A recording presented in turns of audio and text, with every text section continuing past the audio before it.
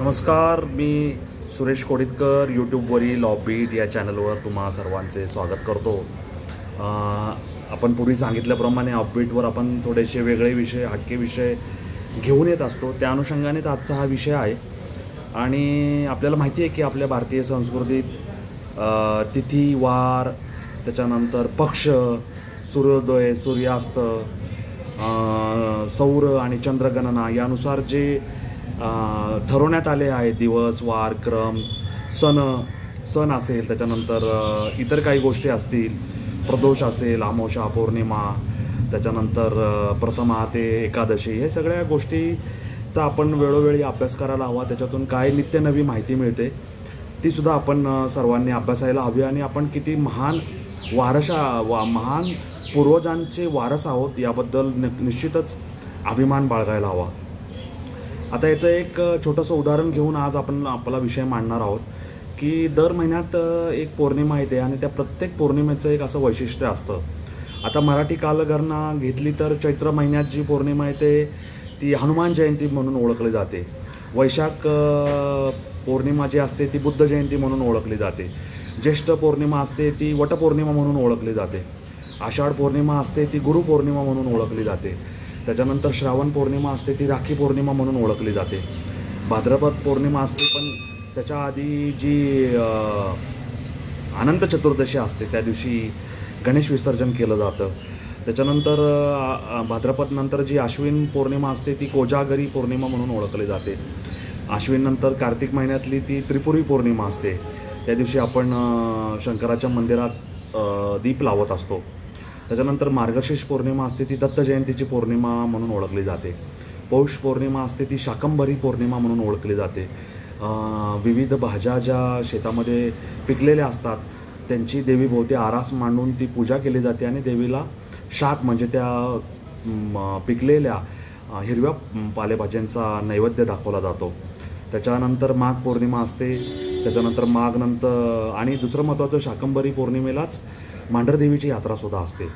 माघ पौर्णिमा नेहमीप्रमाणे असते। फाल्गुन पौर्णिमा ही होळी पौर्णिमा म्हणून ओळखली जाते, हुताशनी पौर्णिमा म्हणून ओळखली जाते।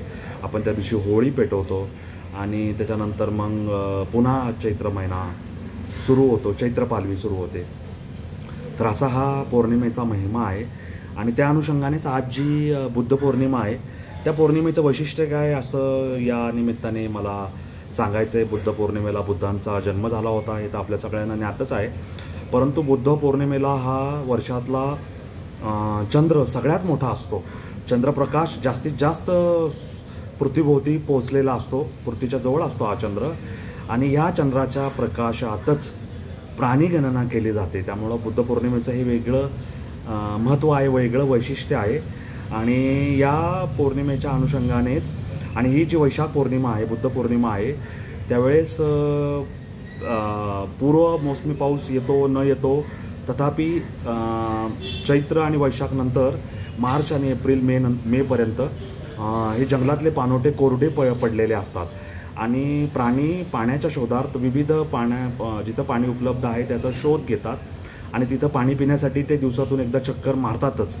आणि अशा पाणी पिण्याच्या ठिकाणीच मचान अथवा लपण उभं केलं जाऊन तिथं एक वनकर्मचारी आणि जे प्राणीप्रेमी किंवा निसर्गप्रेमी आहेत, ज्यांना या कार्यात रस आहे, ते असे दोघं मिळून तिथं दुपारी 2 ते दुसऱ्या दिवशी सकाळी 10पर्यंत बसून राहतात आणि पाणवठ्यावर येणाऱ्या प्राण्यांचं निरीक्षण करतात, त्यांचे छायाचित्र घेतात, ते नर आहे का मादी याची नोंद घेतात, ते किती वाजता पाणवठ्यावर आले याची वेळ नोंदवली जाते।